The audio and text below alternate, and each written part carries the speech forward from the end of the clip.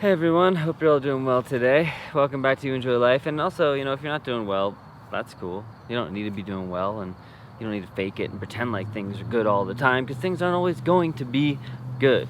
That's actually part of the video today. I'm talking about depression and sort of the struggles that I've had with depression, some of the things that I've learned over the years, tips, tools, techniques, and just also like mindsets that have helped me overcome depression in a big way. Now, there's a difference between being depressed and struggling with depression. You can be depressed if your favorite sports team loses, or something happens that you don't want to happen. You get a bad grade, you're like, oh, I'm depressed, I'm upset. But that's a little bit different than struggling with depression. And for me, someone who struggled with depression and anxiety for a good part of my life, it wasn't until the last 7 or so years that I probably even realized that I had depression. I think I spent a lot of time philosophizing it away. Maybe you are one who does that, or maybe you're used to that. I know I've been called on my BS many times for just philosophizing everything and acting like it's all good. And the truth is that when you struggle with something, it's okay to admit it. And I'm telling that to myself. When I struggle with something, it took me a long time to realize that I actually had the thing. And when you become aware, then it's like this whole new journey. You can go your whole life without being aware of anything and just going and making decisions and choices. I want this, I want that. And then one day you become aware and realize who you are. And at that point, it doesn't get easier. It's just that you have to actually start dealing with it. Like, well, I'm this person who made these choices that affected me this way, and I have these struggles and these illnesses or whatever it is, and I need to deal with it. And at some point, you got to take responsibility for your life. And chances are, if you're watching this video, that you already have, and you're on the path. So first off, I want to start, and I've shared this on my podcast, but I want to start with kind of paraphrasing a quote that Jim Carrey talked about. And I forget the guy that he got it from, but the basic idea is, what is going on over there? I'm in my garden, by the way, and this is a place where I don't feel depressed because it's just covered in life and everything's very beautiful and we all take care of each other. But the quote, he basically said that the word depression stems from the word deep rest. So depression, deep rest. And basically it's like your body's response to when you're pretending. It's your body's response to when you're pretending to be this person that you're not, that you go into this state of deep rest, because it takes so much energy, and really take this in. It takes so much energy to pretend to be someone that you're not. You might seem like, yeah, I'm just kind of fitting in, I'm trying to, get along, go with the flow, but when you're acting and you're not being your true authentic self, it's so heavy and so energetically draining that you literally go into this state of deep rest. So if you've been depressed before, that feeling. It's like this heaviness, and for me it comes in the front of my face. I feel like kind of disconnected from the rest of the world. I feel this like just weight on my face, and like there's a wall between me and everybody else.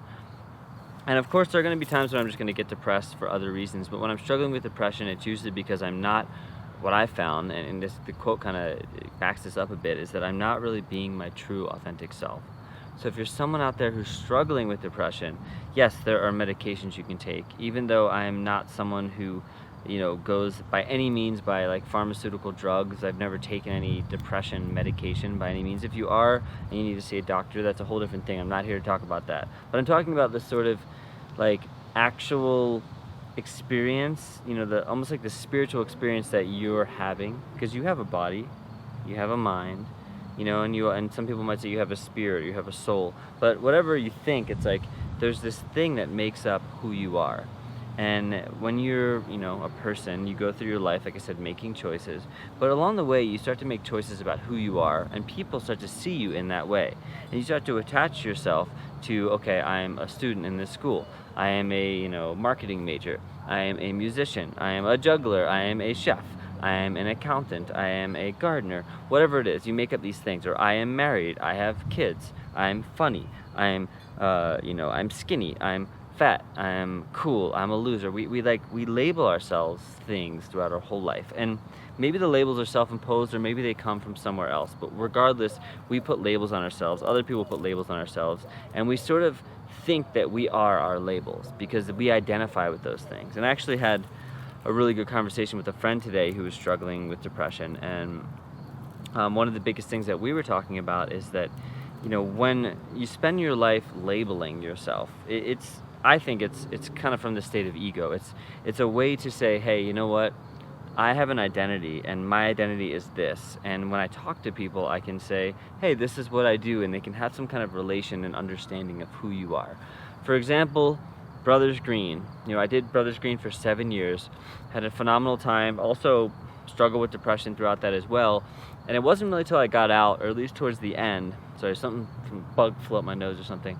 It wasn't really till I got out, or kind of, to the end, that I realized why I struggled. It was because I had created this identity for myself that didn't feel totally authentic to me. Some elements of it did, but some elements of it were not. And it's not like I'm an actor. I'm not someone who knows how to act. I didn't go to acting school. I never had that skill.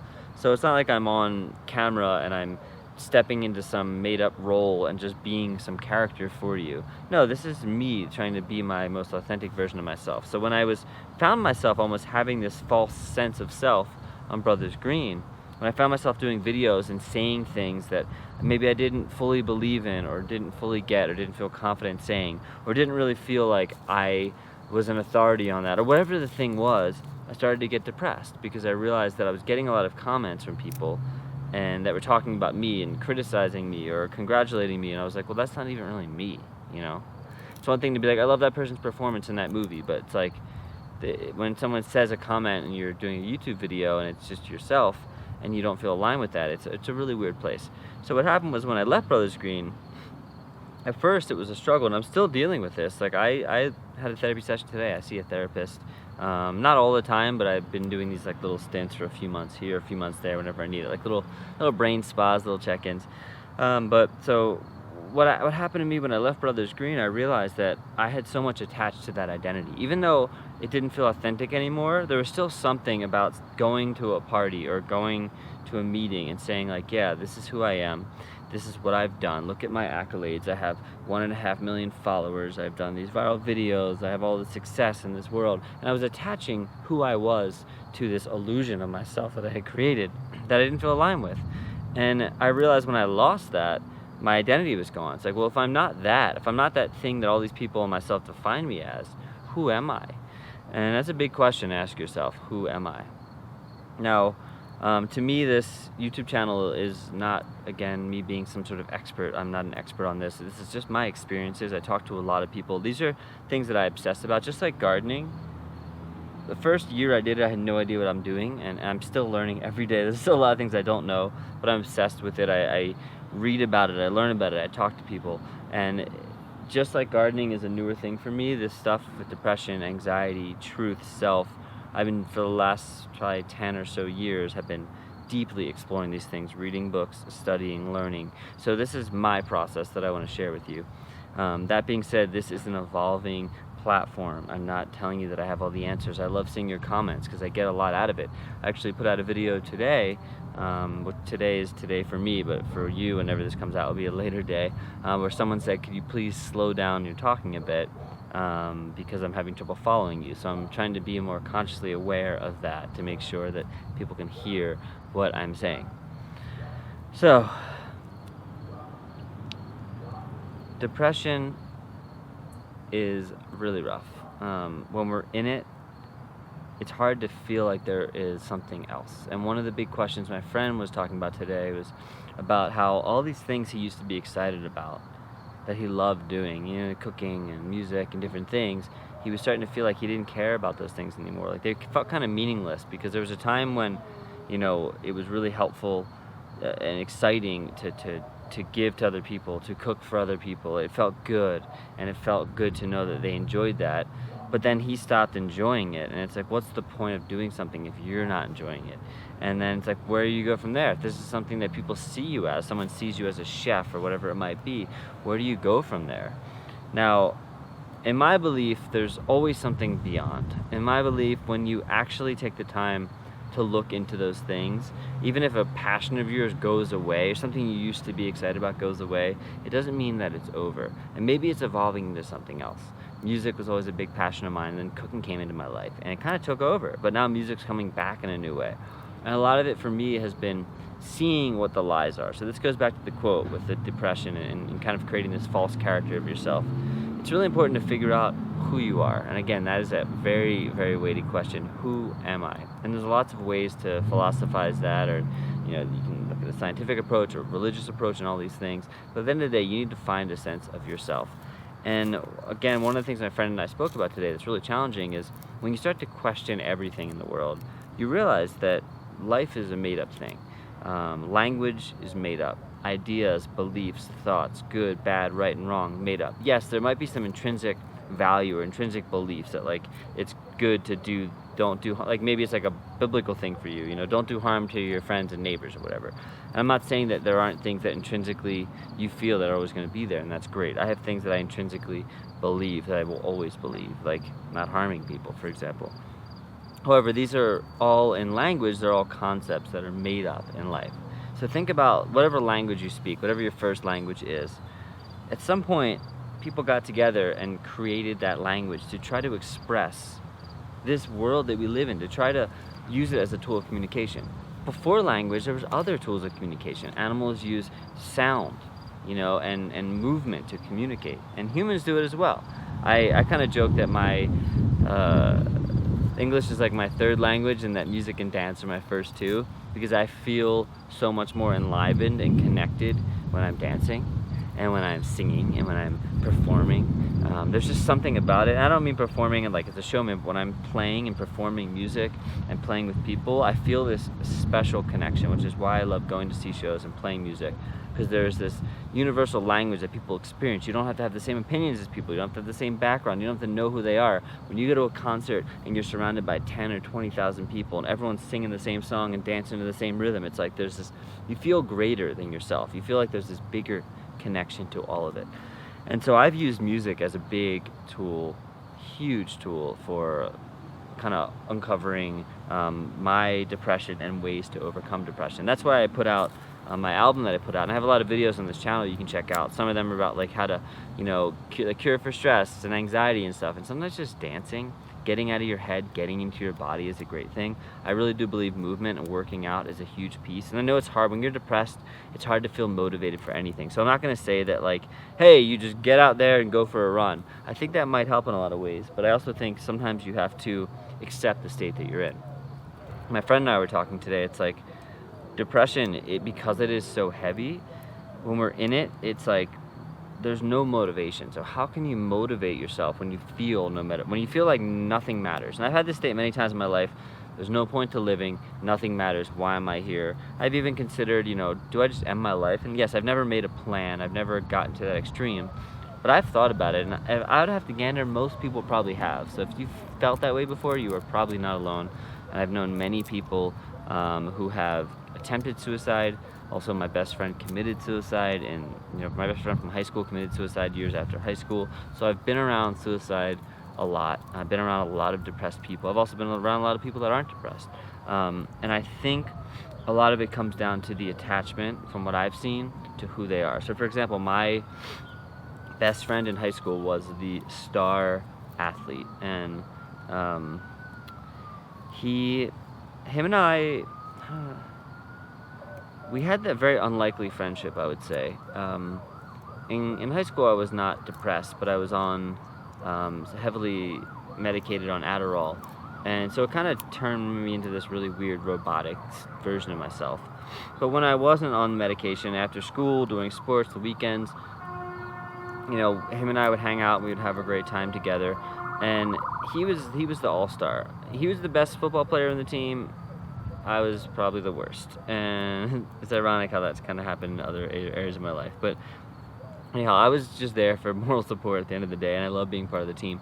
And his life was football. Like when we walked down the hallway together, people after a big game, janitors, teachers, students, everyone's like, yeah, that game last night, man. Like it was just football, football, football. So when he got out of college, when he went to college from high school, and in high school we had a really good football team, and there was a lot of camaraderie and a lot of brotherhood and connection and community. When that was away, he went to school, and he's about my size, so he wasn't necessarily someone who was going to likely make the NFL, but he had so much heart, and he was such an amazing guy.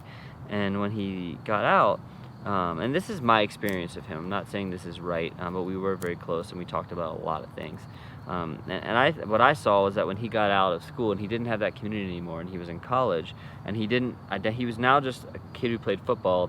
When you go to a school, and you're the best from your high school. Well, there's maybe 10 other people who were their best from their high school. So now all of a sudden you're not the star, you're just another person who's good within that pool of people.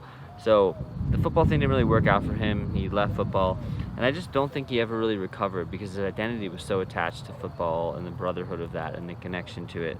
And not to say there weren't other things going on, but he had created this character, and not even on purpose, and maybe society created it for him, or parents, or whatever it might be, but he had this identity and this character that he was holding on to, and when it was gone, it's like, who are you?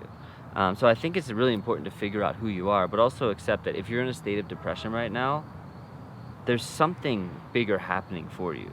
That I really truly believe that, like, when you're in a depressive state, when you can see beyond why, and don't just judge yourself. It's very easy to do that. It's easy to say, you know what, I'm depressed, I shouldn't be depressed, society sees depression as bad, so I'm bad, I am a failure, I'm a loser, I'm unwanted, I'm unlovable, whatever those things. Yes, they're going to go through your head, I'm sure, but at some point you got to realize that there's something bigger happening for you. There's something showing you that, you know what, you're playing this false character, that's not your true self. When you start becoming authentic and honest with who you are, what you're going through, not hiding your depression, sharing your thoughts, sharing your beliefs, sharing your goals, sharing your dreams, your aspirations, even if they seem far-fetched and impossible, it doesn't matter. When you start to actually tap into that, well, then the depression can start to lift. And it doesn't happen overnight. You might have little moments of it.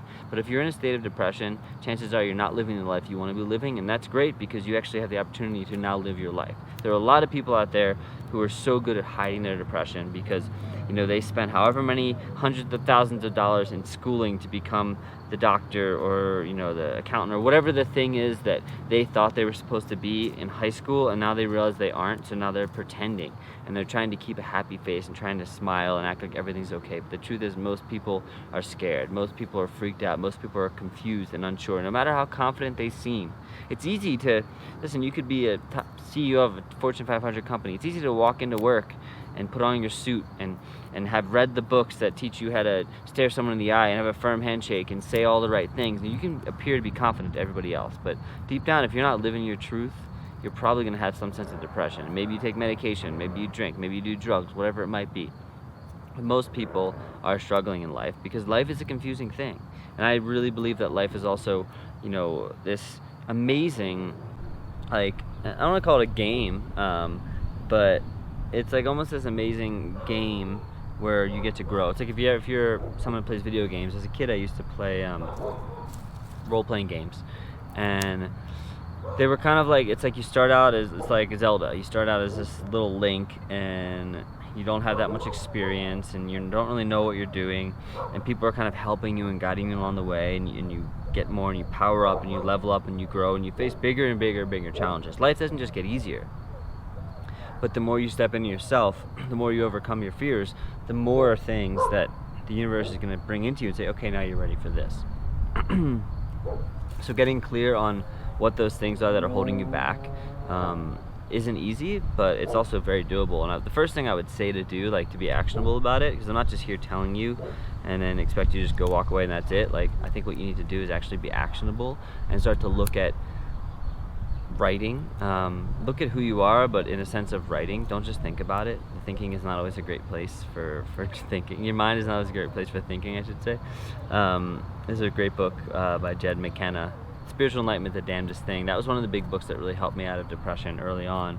Not to say I still don't struggle with it, but it helped make sense of a lot of things. But the biggest thing is writing, you know, taking out some paper. You can do it on your phone, but the phone's distracting. So get a notebook, take out some paper to start if you don't have one, and just start writing who you are. You know, who is this character that you've made? What are the things you like about yourself? How do you define yourself? How do other people define yourself? Are you okay with that definition? It's a big thing. Are you okay with the definition that people place on you? Think about it. And if not, what would you like to be? Like, how would you like to be seen? How do you want to see yourself? How do you want others to see you? At the end of the day, like, if you don't feel good about something, someone could compliment you every day. Some of the most depressed times I've had, I was getting the most support. People were complimenting me, people were being positive, they were expressing all this, you're great, you're this, you're that, but I didn't feel it.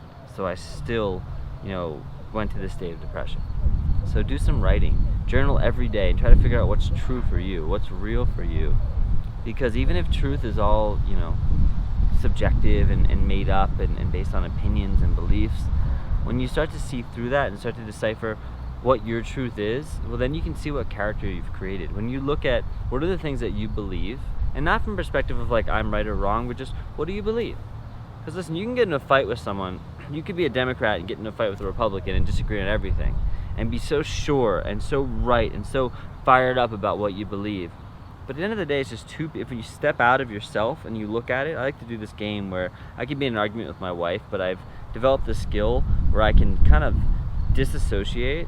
And I'm not saying it's good all the time, but it's a great skill to be able to step away from yourself and your opinion and to look at what's going on. Okay, there are two people that have two different beliefs, and they're trying to convince the other person that their way is right.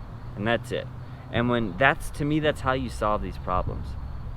Not by forcing someone. Listen, in a debate, the stronger, smarter, more cunning, more confident person is always going to win. It doesn't matter what's true or what's not. It doesn't.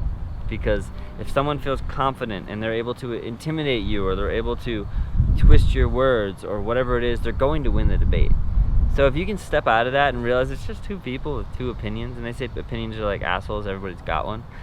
So if you can see that, and you can realize that it's all just kind of this big game sometimes, well, then you can actually start to get clear on what's going on for you. Life is wild. It really is. It's important, I think, to be inspired and to be attached to life and your character at times, but it's also really important to step back and just kind of sit and look. Because a lot of the separation, I think a lot of the depression also, not just from the character, but I think a lot of the separation we experience comes from this idea that we are separate from everything else. This idea that there's a me and there's a you, and there's a her and a him and a she and an it and a thing and a plant and a this and a that. It's like we put so much pressure on ourselves to do everything. It's like, this is my life, I have to do everything for myself. And that's scary and that's lonely. But the truth is, we all are in this together, and that's one of the big reasons that I have this channel. That's also one of the big reasons why I do mentorship for people now.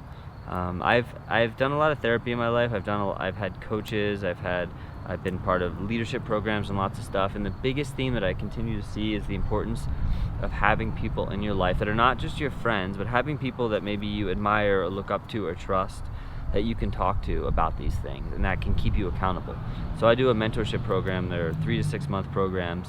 People sign up with me, and it's extremely affordable, especially compared to all the things I've done. The reason I do it is because I do believe that, what the things that I've experienced in mentorship are so powerful, but there's so much. Like I've had coaches who have wanted to charge me $3,000 to $5,000 a month to coach me, and I'm sure they're great coaches, but I know a lot of people don't have that kind of money, and I think that everyone should have access to some sort of mentorship. And again, I'm not saying I'm perfect or I know everything, but I have learned a lot in life. I've had a lot of success, and I know what it's like to follow my dream. I know what it's like to follow a dream and also to achieve something great and then walk away from it because it wasn't real and aligned, and to continue to follow a dream. So if you are interested in mentorship, you can hit up youenjoylifemusic@gmail.com. I'll put the email thing below. I'm only taking a few people. It's really important to me to have the space and the time to focus, but the mentorship clients I've had right now have been having amazing results, and that's what inspires me, to know that you could be someone that has similar results to the people that I've dealt with, people that have been struggling with different things, and depression and confusion and loss of self, and to find their way is freaking awesome. But at the end of the day, I feel like the number one biggest thing when it comes to depression that can be helpful is to realize that this is something that pretty much everybody struggles with. It's really easy to look at the world and see everyone having a good time, especially with the world of social media. It's so easy to look at your phone and go on Instagram and see people in Hawaii on beaches doing all these great things and having the best time and showing these little clips of their life as though everything's great, or putting these vlogs together on YouTube. It's not real. It's entertainment. It's like watching a movie, and you always find it funny with movies, especially having been married for a long time. In romantic movies, when you watch them, and it's kind of that similar arc where boy meets girl, they fall for each other, things are going really well, something bad, one person lies or something bad happens, they break up or they have a falling out, and then one person grows and changes and they come back together at the end, they fall in love again, and they get married and everything's great.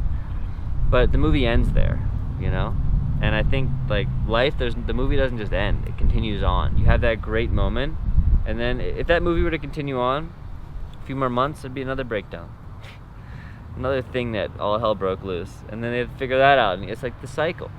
So I think it's easy to look at these external situations and assume and say, hey, that person's got the life that I want. Why don't I have that life? This isn't fair. I deserve that life. Or, of course I don't deserve that life because I'm crap and I'm a loser and I'm pathetic and all these things. But what they're showing you is what they want to show you. And it's easy to take a picture smiling. It's easy. It's easy to, like, go to a beautiful beach, take a vacation, and get the perfect shot, and then share it with you and do some write-up about how grateful you are and how perfect life is and all these things. But everybody feels lonely at times. Everybody feels depression, to some degree, I believe. And yes, there are people that experience it much more severely than others, but I really think that it's the social media and the external ideas that people have it better. Or you can go to a party and look at, I used to do this, I would be at a party, and I'm like, everybody looks like they're having a great time but me. And then when I start talking to people, I start realizing, you know what? Everybody feels uncomfortable and weird and awkward. So I started just being the guy at the party that didn't give a damn. And I would meet people at the party, and I used to do this a lot. And it's like, how's it going? Like, how's your day? It's like, well, I hate parties, so I'm just kind of here hanging out. Whatever. I would say these, like, kind of weird, silly things, like, I don't like talking to people. And then the person would be like, I don't like talking to people either. And I'm like, cool, you want to talk about it? Like, whatever it was. Like, I would just find these fun ways to kind of spice things up or change things. And I ended up having really authentic connections, because I realized that most people at parties are just, what do you do? Oh, that's interesting, and here's my opinion, here's my belief. And it's like, to me, that's not real. And that's where the depression comes from. Pretending like you need to fit in, but you don't need to fit in. There is a change, there's a revolution happening, there is an awakening happening where people are starting to realize, you know what? All the things I was told to believe, all the things my parents taught me, society taught me, whatever it is, they don't matter anymore. And you know why? Because those people weren't happy. I look at my parents' generation, so much divorce. They had tons of money, but not happy. Depressed, medication, all these things from so many people in that generation. Not happy. And it's like, well, wait a minute, what's really going on? Oh, I had this belief that, these people had it figured out, and what they told me I needed to follow. But they were probably living their lives in fear, and I can actually create a new life. And I think we live in this generation, like the healing generation, where people are actually trying to say, hey, what do I need to do to be happy? It's not about the money. It's not about pretending or trying to fit in. Like, I need to find what's true to me and live that life. So I encourage you to do so. And I plan to do a lot more videos like this. I do love cooking videos and music videos and all those things, but I'm just kind of doing what makes me inspired. And when I feel any pressure to do a type of video, feeling like, oh, the audience needs me to make cooking videos, I'm like, I spent 7 years making cooking videos. I got a gajillion of them and enough recipes to last you almost a lifetime. And I'm going to do more cooking videos when I feel inspired, but right now I feel inspired to share these things because this is what's happening in my life. I'm putting in more time to my mental state right now than I am to learning new recipes. I'm putting in more time to learning how to grow food than I am to how to cook food. Because I think that when it comes to cooking food, you actually, like, the food does the cooking, which is pretty freaking amazing. Like the tomato, and I'll talk more about it in another video. My leg is falling asleep. Oh no, I can't even get up to turn the camera off. Oh no. Oh my god, that's crazy feeling. But, the plant marinates and flavors itself. Oh my god. Anyway, I love you guys. See you soon.